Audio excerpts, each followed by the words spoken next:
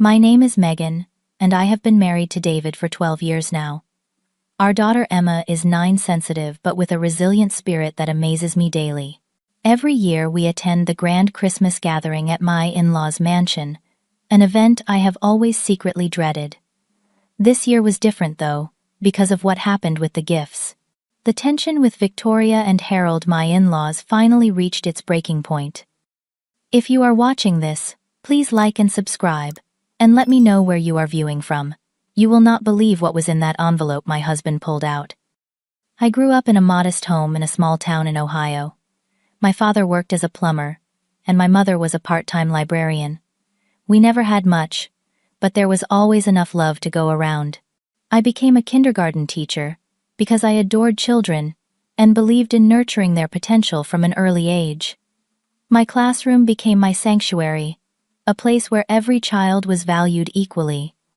I met David during my sophomore year of college. I was working part-time at the campus coffee shop to help pay for my education when he walked in one rainy afternoon. Unlike the other wealthy students who treated staff with indifference, David always made conversation and left generous tips. He was studying business, preparing to eventually join his family company, a manufacturing empire that had been in the family for 3 generations. Our romance was whirlwind and unexpected. David came from a world of country clubs, summer homes, and trust funds, while I worked 2 jobs to make ends meet.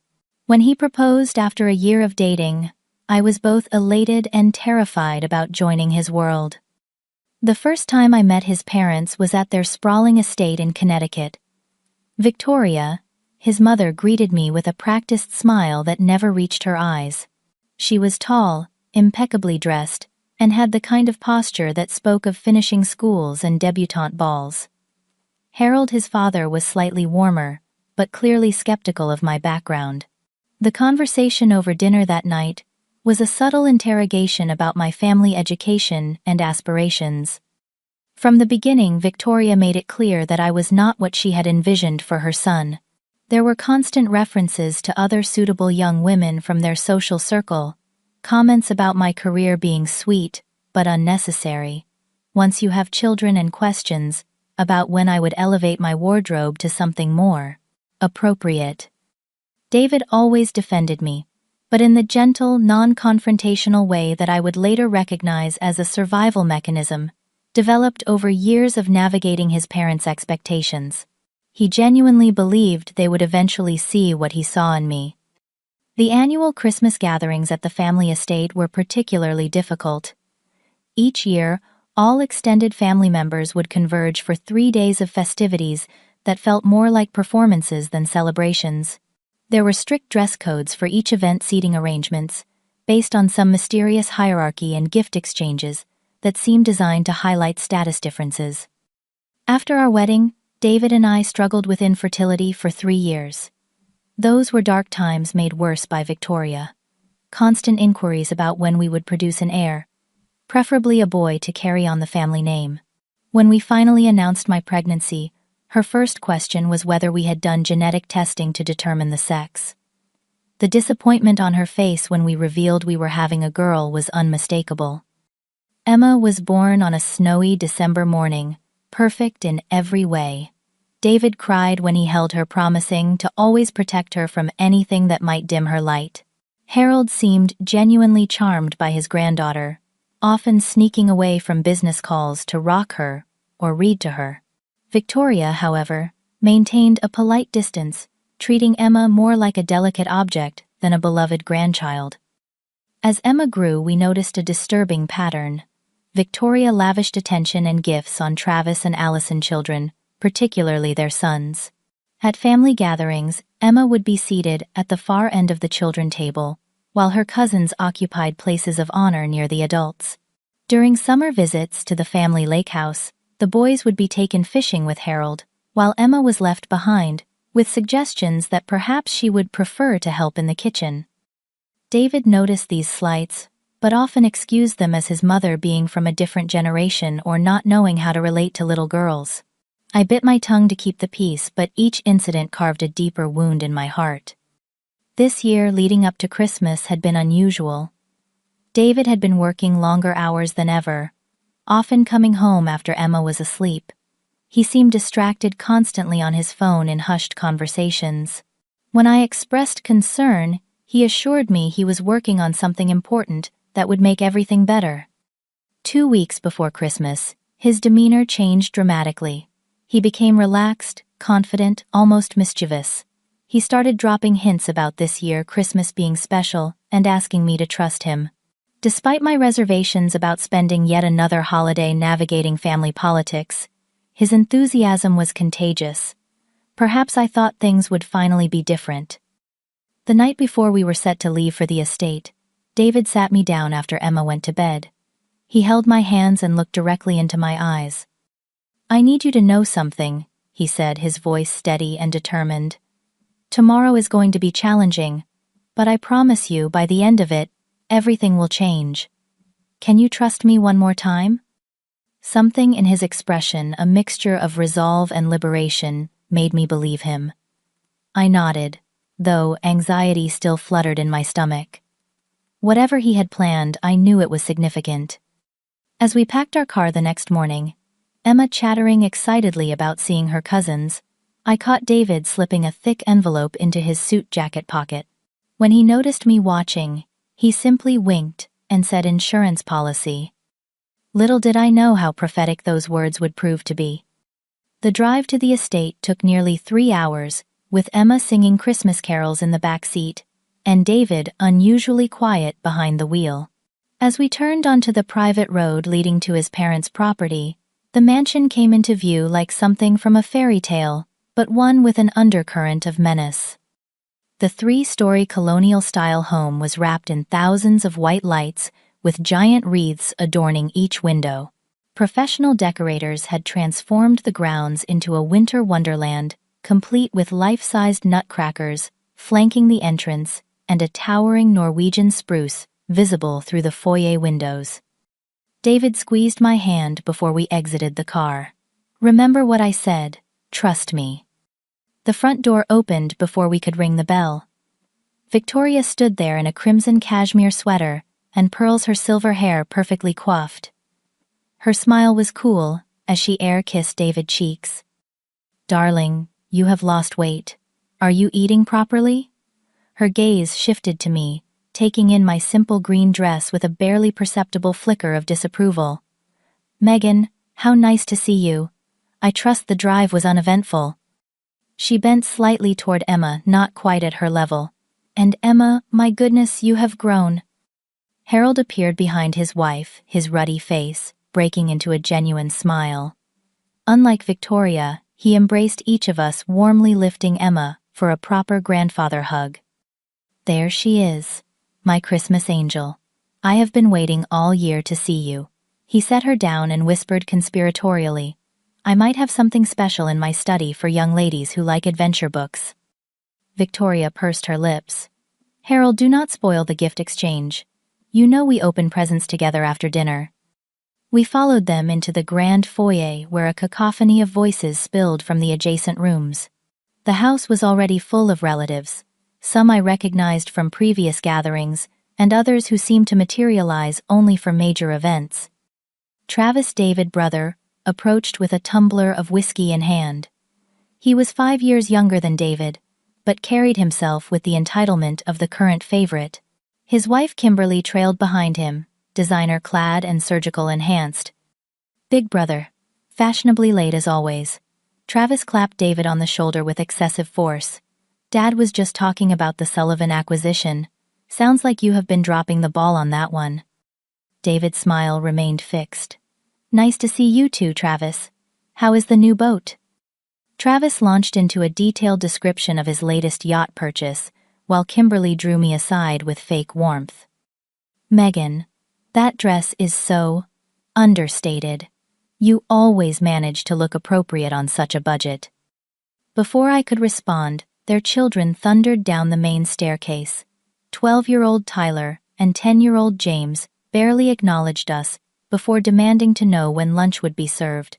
Their 7-year-old sister Sophia, dressed in a velvet dress that probably cost more than my monthly salary, gave Emma a dismissive once-over. "Your headband is so last year," she informed my daughter before flouncing away. I felt Emma shrink beside me, her hand tightening in mine. I knelt down and whispered, "Remember what we talked about. Their opinion of you does not define your worth." She nodded bravely, but I could see the hurt in her eyes. Allison, David's sister, made her entrance next, surrounded by her 3 children. Unlike Travis' brash arrogance, Allison weaponized refinement. She was Victoria in miniature, from her patrician features to her passive-aggressive compliments. "Megan, Emma. How wonderful that you could join us again this year. Emma, the children are watching Christmas movies in the theater room. Perhaps you would like to join them. Though I believe they have already started the film." Translation: You are late, and my children should not have to restart their entertainment for your benefit. Throughout the afternoon, I noticed strange glances passing between family members. Conversations would halt abruptly when David or I approached. Even Harold, usually a buffer against Victoria frostiness, seemed to be avoiding direct interaction with us. During a moment alone in the kitchen, while helping the catering staff, something Victoria had suggested would be more comfortable for me than the adults gathering in the drawing room, I overheard a conversation that made my blood run cold. "Victoria is beside herself," said a voice. I recognized as Aunt Patricia, Harold's sister. To think that David would jeopardize everything over some misguided principle. "Well, the board meeting did not go as she planned," replied Uncle George, Victoria brother. "Harold is trying to smooth things over, but you know how these things go. Once trust is broken." They moved out of earshot, leaving me clutching a tray of canapés with trembling hands. What had David done? What board meeting? He had never mentioned any unusual business developments. When I finally located him among a group of male relatives discussing politics, his demeanor confused me further. Rather than seeming troubled, he appeared almost buoyant, nodding along to conversations, but clearly thinking about something else entirely. When our eyes met across the room, he gave me a reassuring wink. Just before dinner, I managed to pull him into a quiet alcove off the main hallway. "What is going on?" I demanded in a hushed voice. "Everyone is acting strange, and I overheard something about a board meeting and broken trust." David took my hands in his. "I promised you everything would change after today, and it will. Just wait until the gift exchange. Can you hold on until then?" Something in his eyes, a mixture of anticipation and resolve, calmed my racing heart. I nodded slowly. "Just tell me one thing. Are we going to be okay? Is Emma going to be okay?" His smile was radiant. "Better than okay. For the first time since I can remember, we are going to be exactly who we were meant to be." The dining room at Victoria and Harold Estate could comfortably seat 30 people beneath a crystal chandelier that had allegedly once hung in a European palace. The table, a single piece of mahogany, polished to a mirror shine, stretched beneath windows that showcased the snow-covered gardens, now illuminated by strategic lighting. As expected, our family was seated at the far end of the table, the Siberia of the dining arrangement. Emma was placed at the children's table several feet away, while Tyler, James, and Sophia mysteriously had places next to their parents at the main table. I caught Emma's glance of confusion as she realized she was the only grandchild relegated to the children's section. The 7-course meal was a parade of culinary extravagance. Each dish emerged from the kitchen, like a performance piece, described in loving detail by the private chef Victoria had hired from a Michelin-starred restaurant in New York. Wine flowed freely, each bottle introduced with its provenance and price point, thinly veiled as tasting notes.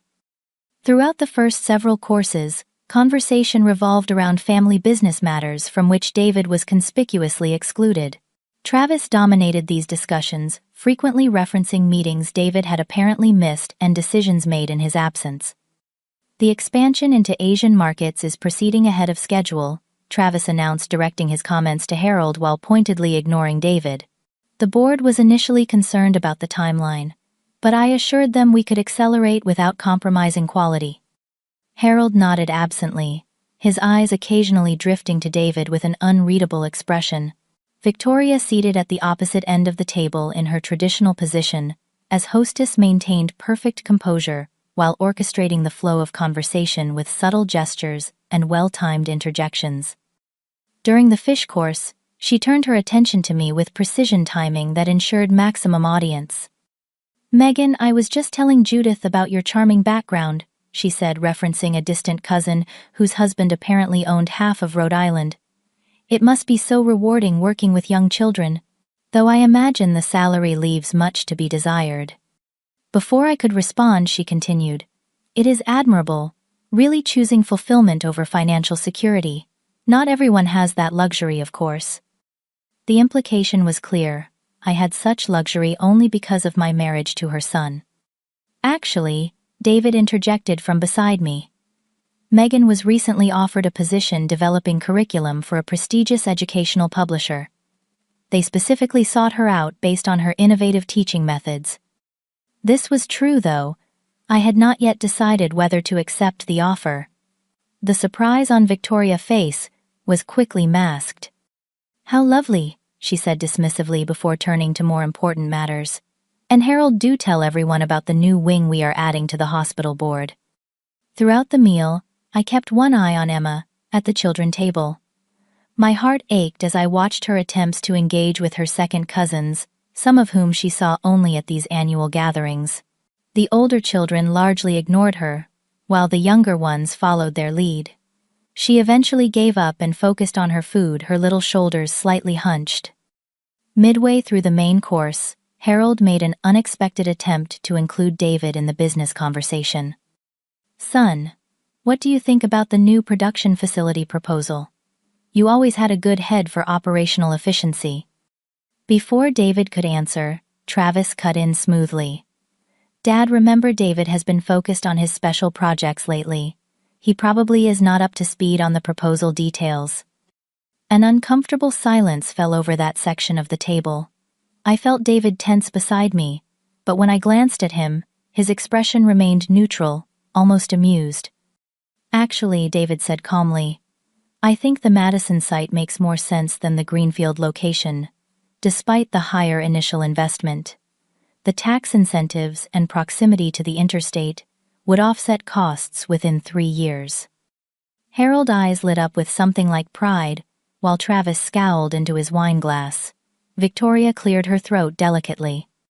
"Perhaps we could reserve business talk for after dinner," she suggested. Kimberly was just about to share news about Tyler's achievements at his fencing championship. As dessert was being served, I excused myself to use the restroom, taking a moment to check on Emma and whisper words of encouragement. On my return, I took a wrong turn down an unfamiliar hallway and accidentally stumbled upon Victoria and Allison in heated conversation in a small study. "It is absolutely unconscionable," Victoria was saying, her voice tight with controlled anger. "After everything your father has done for him, the sacrifices we have made."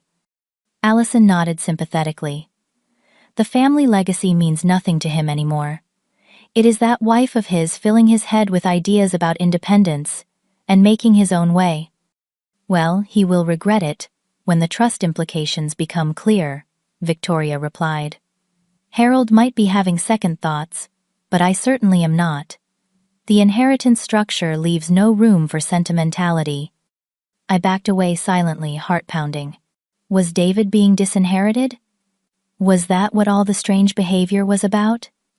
I hurried back to the dining room, arriving just as Victoria was announcing it was time to move to the living room for the gift exchange.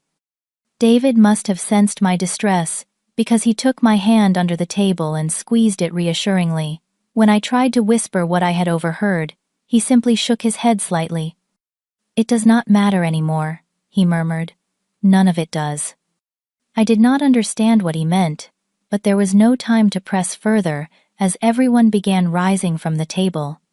Emma came running to my side, her earlier isolation momentarily forgotten in the excitement of presents to come. As we filed out of the dining room, I noticed David pat the inside pocket of his jacket, checking that the mysterious envelope was still there. Whatever was coming, we were about to find out. The living room had been transformed into a showcase of wealth, disguised as holiday cheer.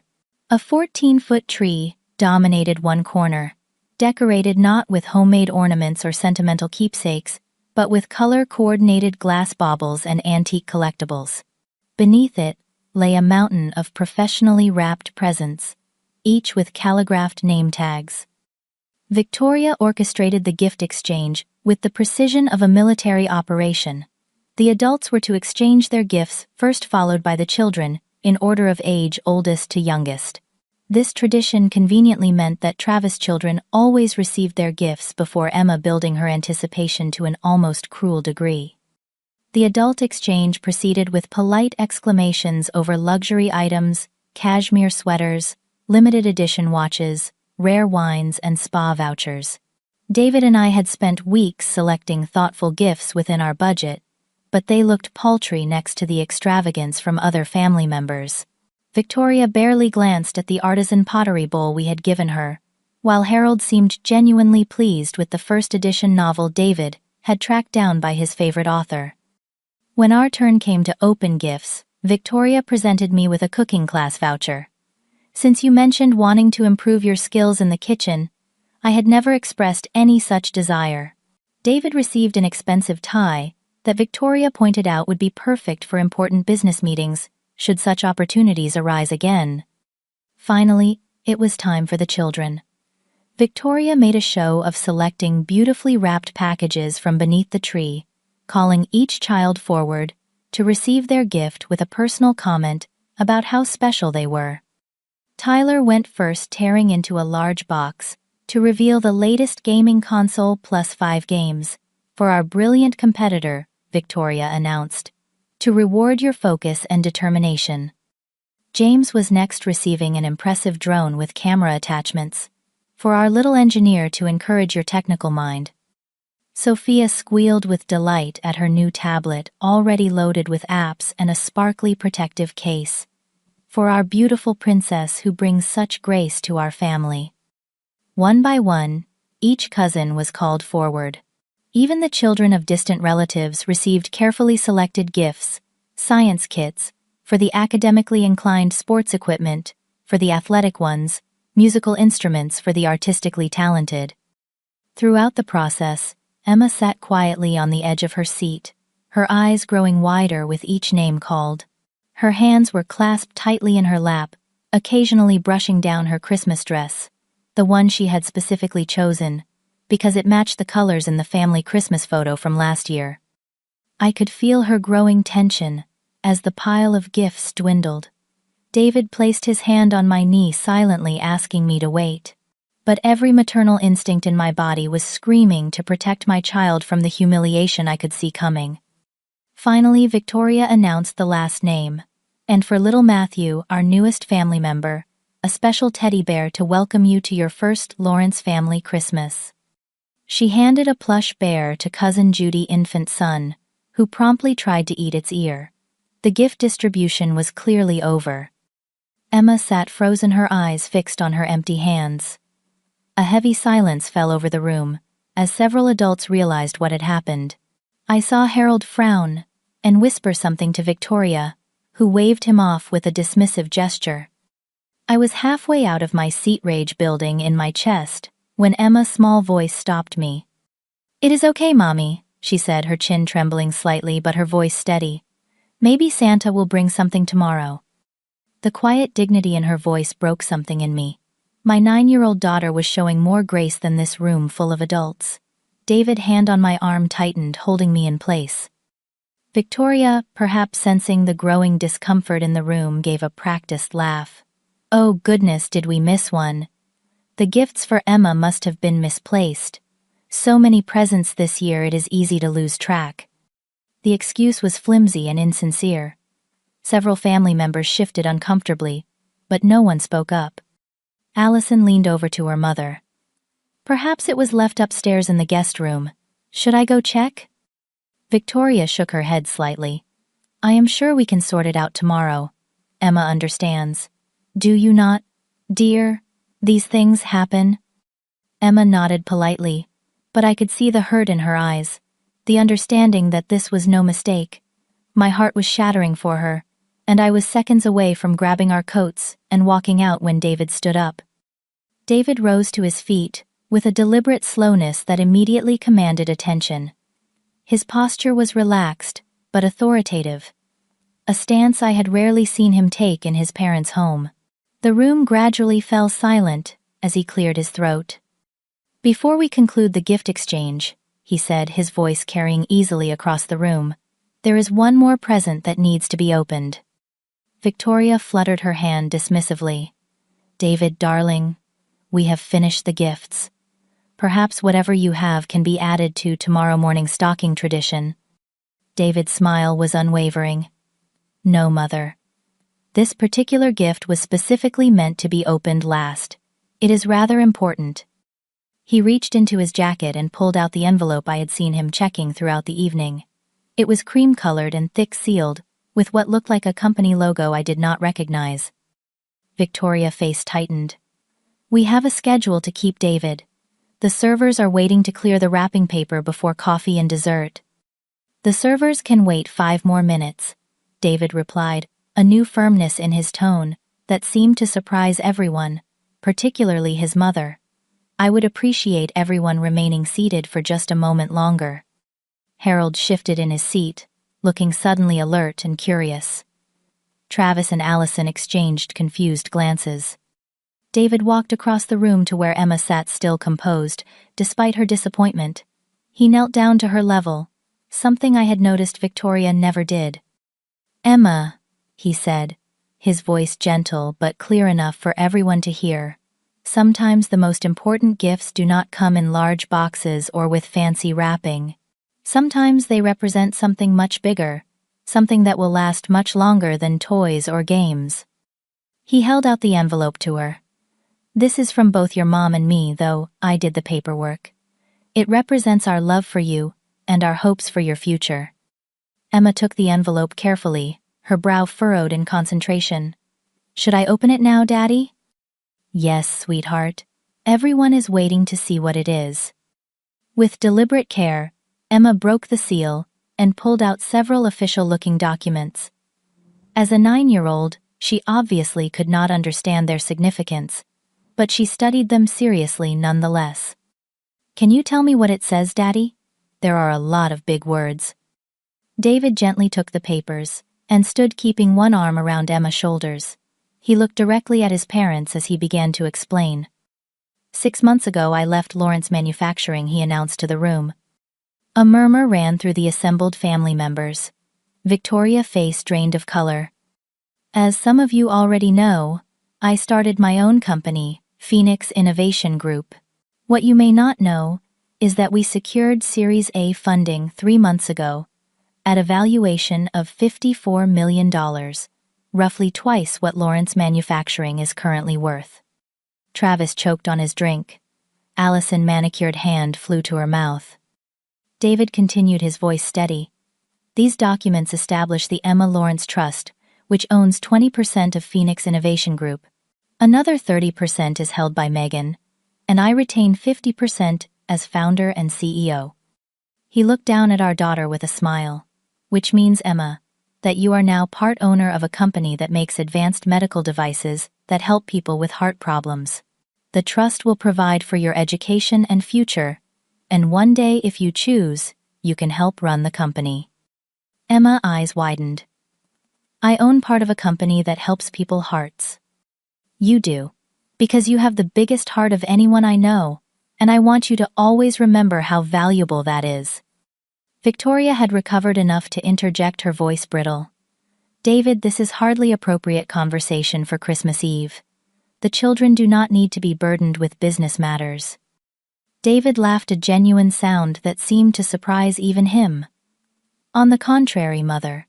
I thought Lawrence family tradition placed the highest value on legacy and inheritance. Is that not what tonight's gift exchange is really about, establishing who matters and who does not?" Harold stood now, his expression unreadable.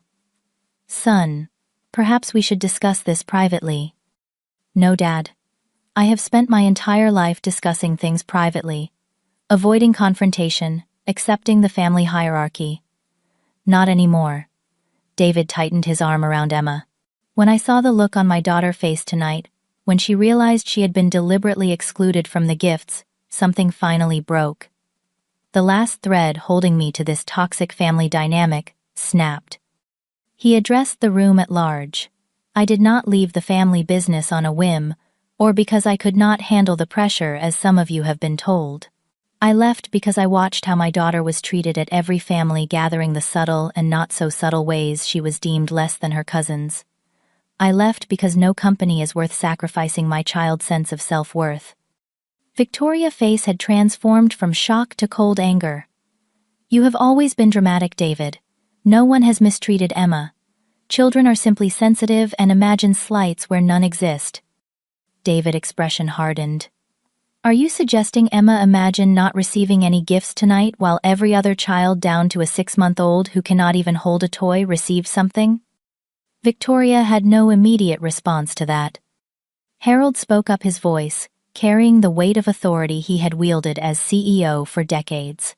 David, what you have done, starting a competing business without discussing it with the family, is unprecedented.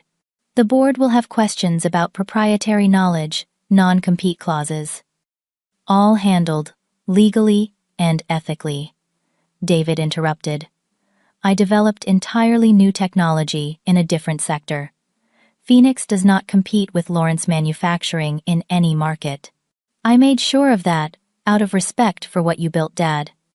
He turned to face his father directly. But I will not sacrifice my daughter's future or happiness for a company that was never going to fully accept her or her mother. The room had gone completely silent. Even the younger children seemed to sense the gravity of the moment. Travis finally broke the tension with a forced laugh. Well, congratulations, brother. Though $54 million is a rather optimistic valuation for a startup, is not it. David's smile was serene.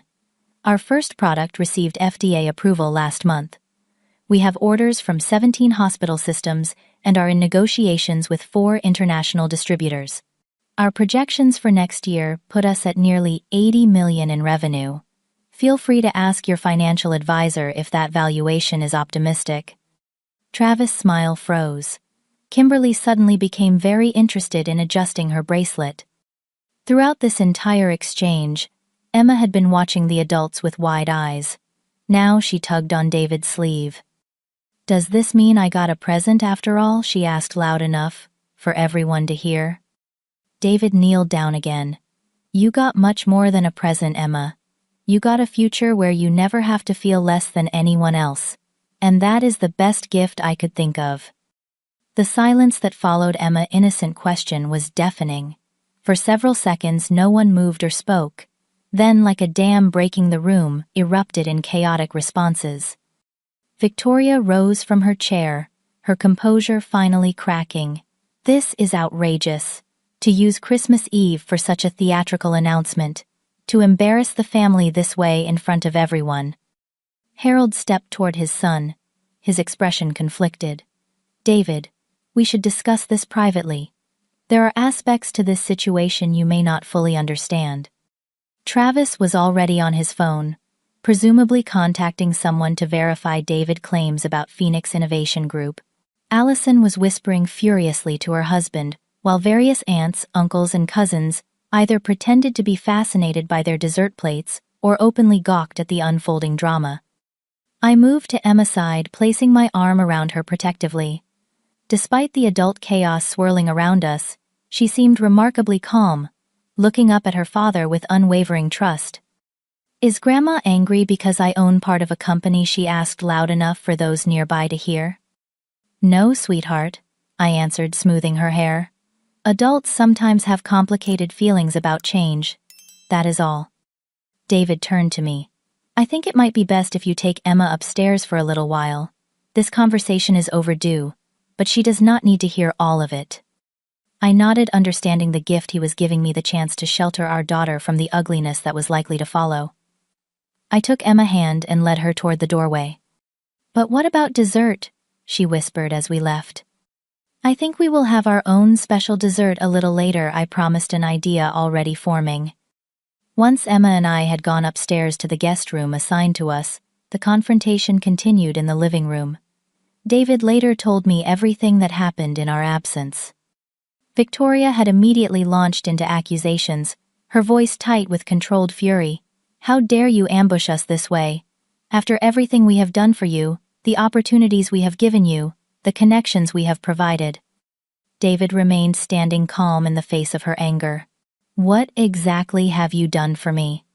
Mother pressured me into a career I never wanted, criticized every choice I have made, treated my wife with barely concealed disdain, ignored my daughter, except when it was socially necessary to acknowledge her."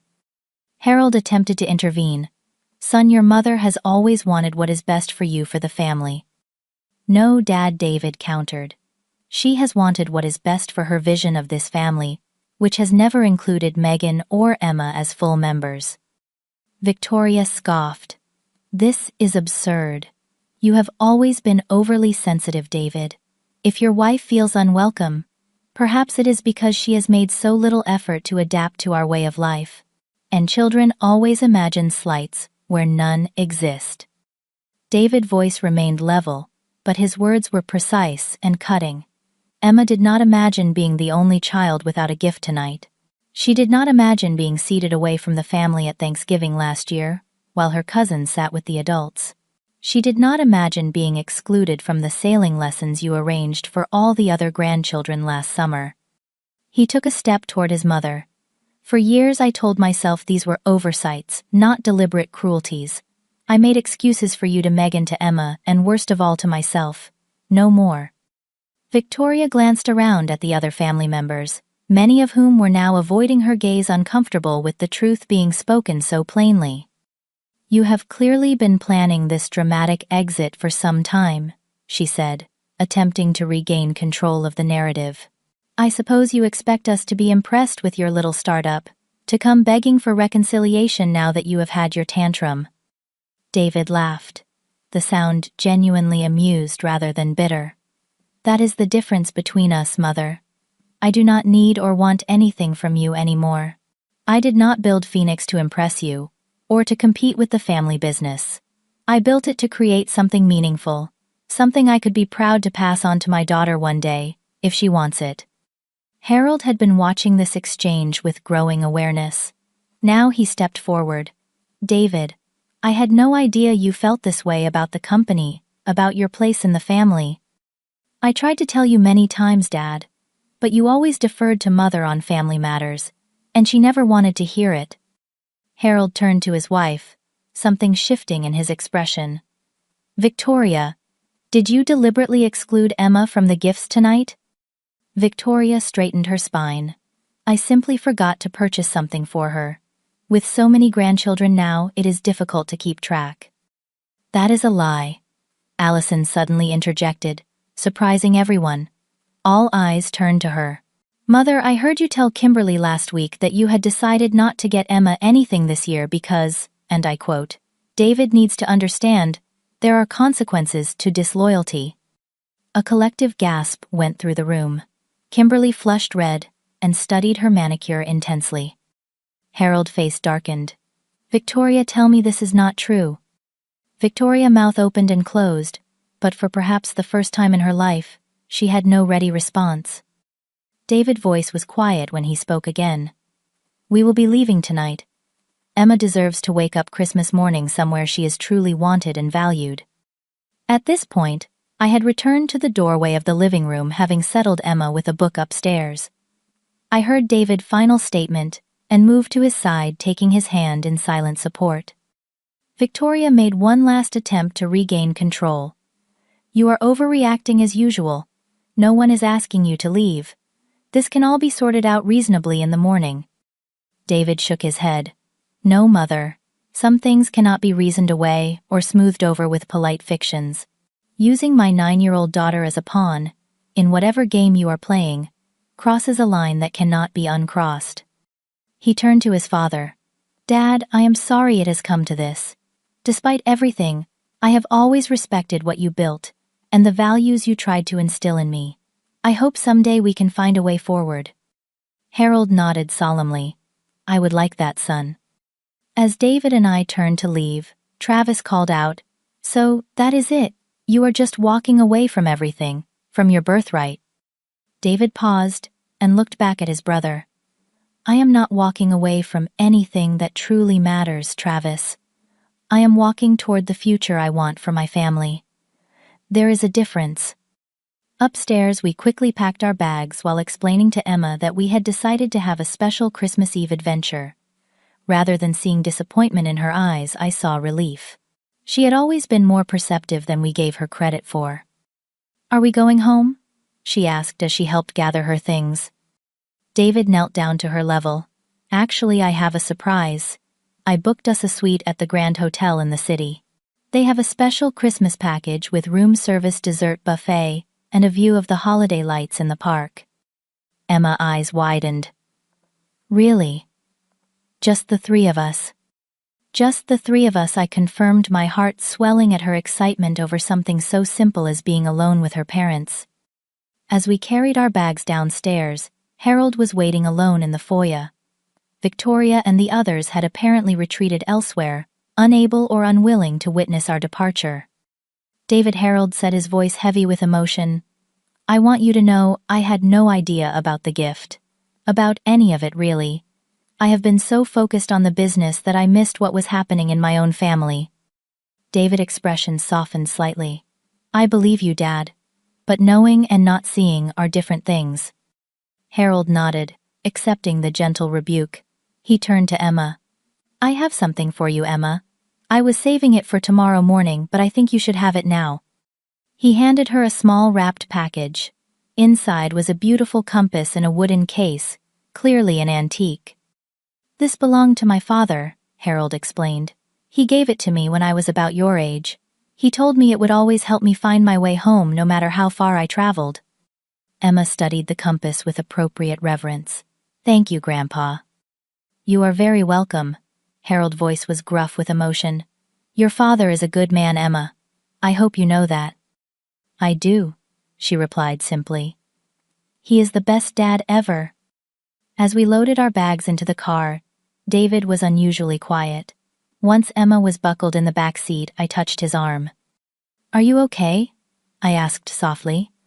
He took a deep breath. "For the first time in longer than I can remember, I think I actually am."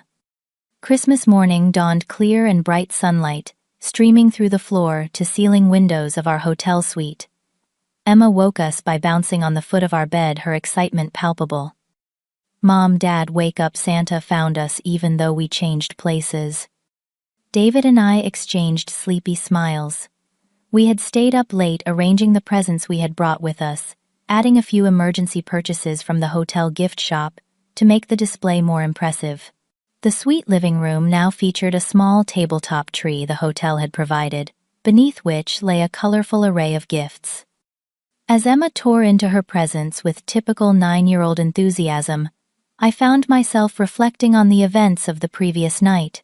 The hurt and anger were still there, but they were overshadowed by an unexpected sense of liberation.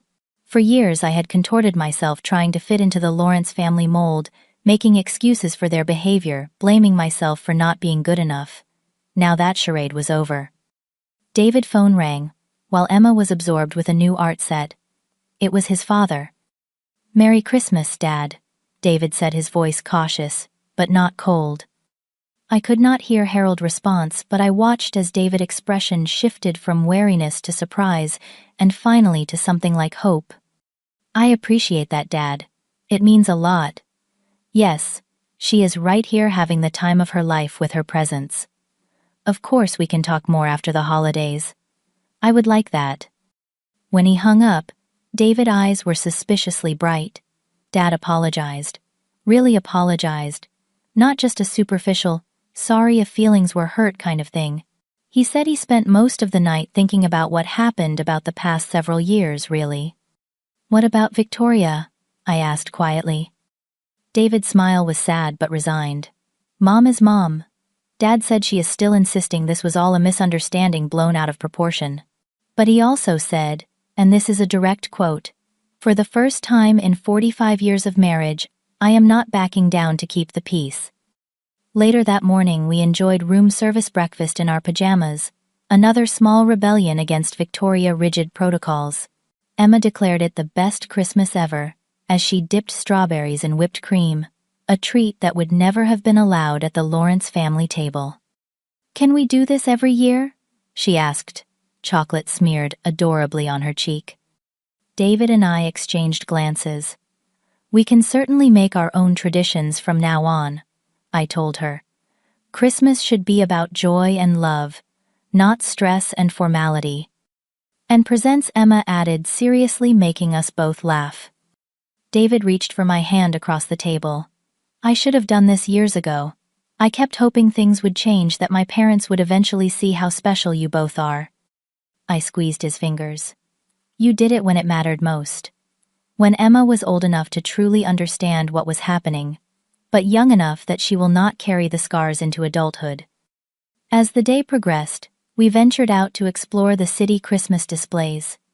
Emma skipped between us, pointing out decorations, and chattering excitedly about her new part ownership of a company that fixes hearts. "Can I visit the company sometime?" she asked David. "I want to see how the heart helpers work." "Absolutely," he promised.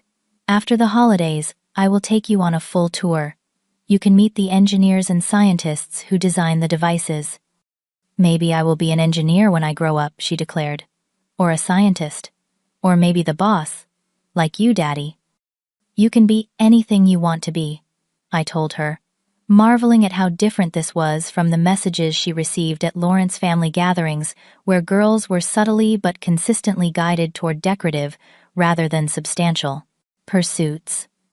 6 months later, on a warm June day, I stood in the reception area of Phoenix Innovation Group, watching through the glass walls of the conference room, as David presented the company quarterly results to his team. The growth had exceeded even his optimistic projections, with new hospitals signing contracts weekly and international expansion well underway. Emma sat beside him, having been allowed to leave school early for what David called future CEO training. She was supposed to be quietly drawing, but I could see her paying attention to the presentation, occasionally asking questions that made the adults around the table smile appreciatively. My phone buzzed with a message from Harold. Since Christmas, he had made consistent efforts to rebuild his relationship with David and to establish a real connection with Emma. Victoria remained distant, still unable or unwilling to acknowledge her role in the family fracture. But Harold had surprised us all with his capacity for change. "Dinner's still on for Saturday," his text read. "Found a children's science museum Emma might enjoy beforehand." I smiled as I replied affirmatively. The boundaries we had established were clear: respect for our family unit was non-negotiable, and any hint of the old patterns would result in immediate distance. So far, Harold had honored these terms without complaint. My own career had taken an unexpected turn as well. After accepting the curriculum development position, I had discovered a passion for creating educational materials that reached beyond traditional approaches. With David's encouragement, I had recently founded a small educational consulting firm focused on helping schools implement more inclusive and creative teaching methods. As the meeting concluded and people filed out of the conference room, Emma spotted me and raced over. "Mom, Dad says I can help design the new logo for the kids' version of the heart monitor. I already have ideas." David followed at a more sedate pace, winking at me over her head. "Our marketing team might have some input too, but Emma's artistic vision is pretty compelling." "I bet it is," I agreed, ruffling her hair. "Ready to head home? We can stop for ice cream on the way." As we walked to the car, Emma between us, holding both our hands and occasionally jumping to swing herself forward, I marveled at how different she was from the child who had sat quiet and hurt at last year's Christmas gathering. She was confident, enthusiastic, secure in the knowledge that she was valued and loved. Later that evening, after Emma had gone to bed, David and I sat on the back porch of our home, enjoying the summer twilight. It was not the mansion he had grown up in, but it was warm and welcoming, and truly ours. "Do you ever regret it?" I asked, voicing a question that occasionally still nagged at me Walking away from your family legacy, the security, the connections. David considered the question seriously. No, he finally said. What I regret is not doing it sooner. I regret the years Emma spent, thinking she somehow was not good enough for my family approval. I regret the stress you endured, trying to navigate impossible expectations. He reached for my hand. But mostly I am just grateful. That envelope contained more than company ownership papers. It contained our declaration of independence from toxic family dynamics. It gave us permission to create our own legacy, based on love and mutual respect, rather than obligation and appearances. I leaned my head against his shoulder. When you pulled out that envelope, I had no idea how completely it would change our lives. Neither did I, he admitted. I just knew I could not bear to see Emma's face when she realized she had been deliberately excluded one more time. We sat in comfortable silence for a while, listening to the evening sounds of our neighborhood. Family is not always what we are born into, I said finally. Sometimes it is what we choose to create. David nodded. And that is the gift I want Emma to carry forward long after Phoenix Innovation Group has evolved into something we cannot even imagine today. The knowledge that she is worthy of respect and love exactly as she is. That she never needs to diminish herself to fit someone else's expectations. As the stars began to appear in the darkening sky, I thought about the journey we had taken since last Christmas. The hurt had not disappeared entirely, but it had transformed into something valuable, a foundation upon which we had built something stronger and more authentic than what had existed before. Family can be our greatest source of pain or our greatest source of strength. Sometimes it takes an envelope, a moment of standing firm in your truth, to discover which one yours will be. Have you ever had to make a difficult stand for someone you love? I would love to hear your stories in the comments below. Please like and subscribe if this resonated with you, and share with someone who might need to hear that sometimes the greatest gift we can give our children is the courage to break unhealthy patterns. Thank you for listening, and remember that the family you choose to create can be your most powerful legacy.